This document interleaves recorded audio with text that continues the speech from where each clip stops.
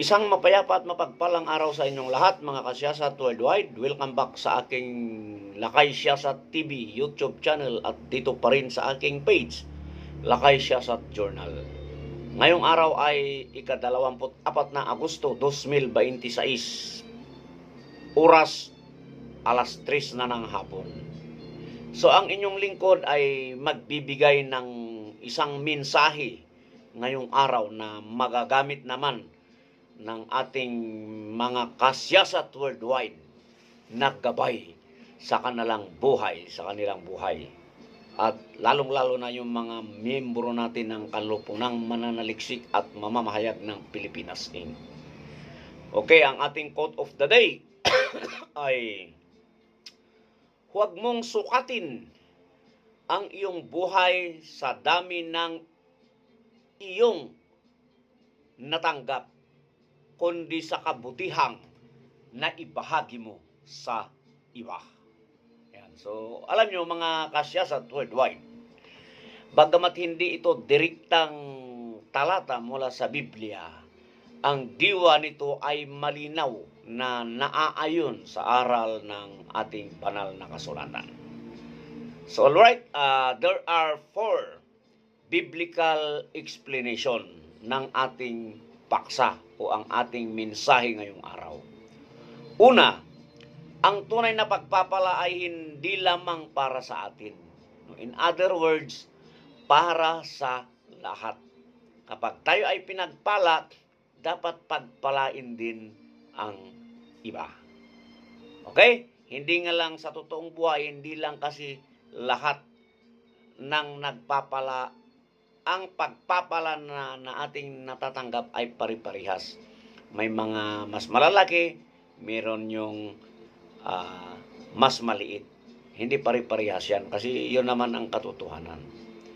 Meron teksto sa Biblia, itong Genesis chapter 12 verse 2. Basahin ko. Sinabi ng Diyos kay Abraham na siya ay pagpapalain upang may pagpapala ng iba. In other words, ang biyayang tinatanggap natin, di ba, ay may layuning maibahagi rin sa iba. No? That is exactly the reason why kung bakit ko nasabi na ang pagpapala ay para sa atin. In spite na yung iba hindi nakakatanggap. Kaya nga ang kwan dito is, kung meron blessings tayong natanggap, ay huwag tayong mag-atubiling i-share.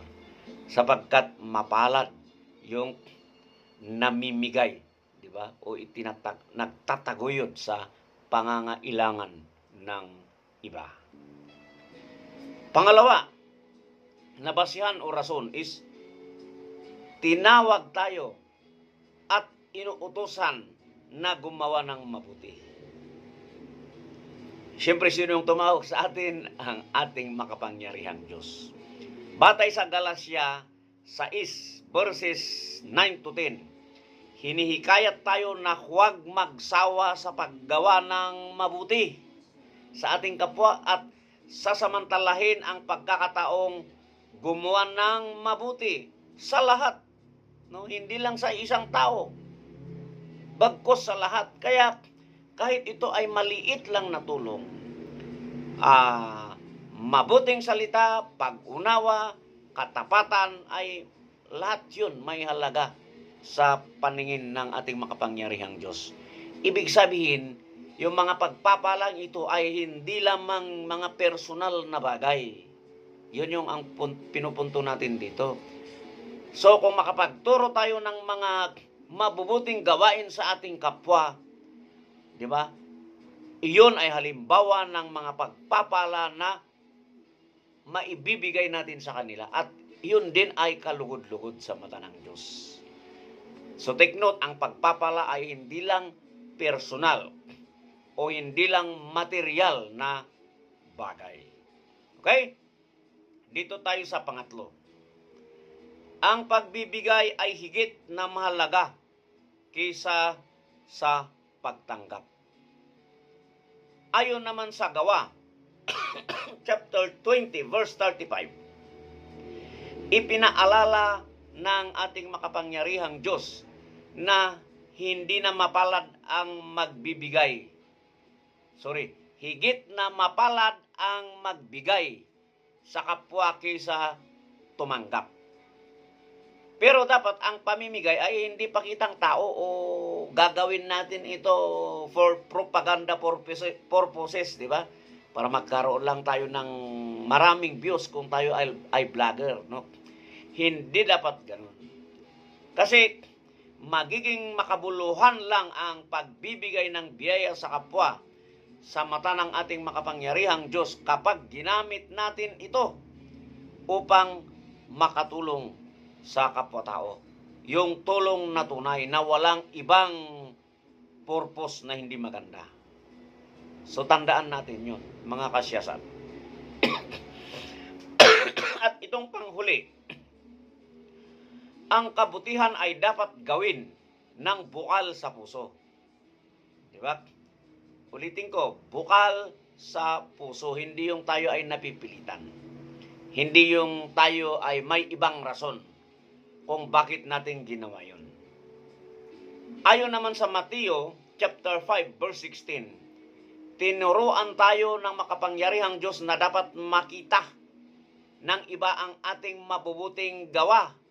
Maipakita natin sa ibang tao upang maluwalhatin nila ang ating Ama sa langit. Kasi siyempre pag nakikita nila yun, di ba? Papasok sa kanilang puso at isipan na meron talagang Diyos na talagang handang tumulong sa bawat isa sa atin. At sa ganon, siya ay luwalhatiin. Definitely, hindi ito tungkol sa pagpapakitang tao, kundi pamumuhay na nagpapakita ng pag-ibig ng Diyos. So, alright, mga kababayan at mga kasyasat worldwide, yun ang justifications ng ating mensahe o paksa ngayong araw. Basta tandaan natin, ito naman ay according sa golden rule, di ba? Hindi natin madadala sa dulo ng ating buhay ang dami ng ating naipon o kayamanan.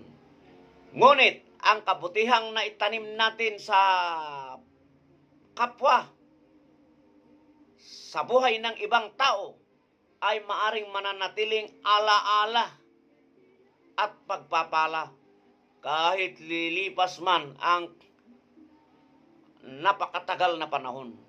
Kasi makakapag-iwan ka ng ligasiya, meron at meron yan, buhay, di ba? Na tao na magsasalin o magbabahagi sa kabutihang ginawa mo.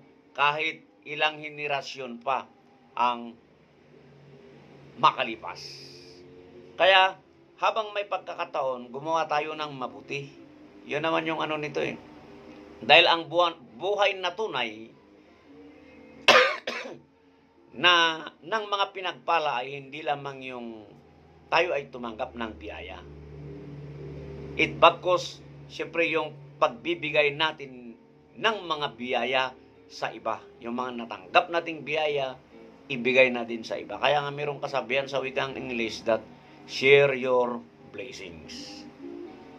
At tandaan din natin, gawin ang mabuti, manatiling tapat, magmahal ng walang hinihintay na kapalit, di ba? Mamigay ng walang hinihintay na kapalit. Ganon din lang 'yon. At siyempre gamitin ang bawat biyayang ipinagkaloob ng makapangyarihang Diyos sa atin upang maging pagpapala sa kapwa. So again, ang mga pagpapala na natanggap natin ay dapat din lang na ipamigay natin sa kapwa-tao. Okay?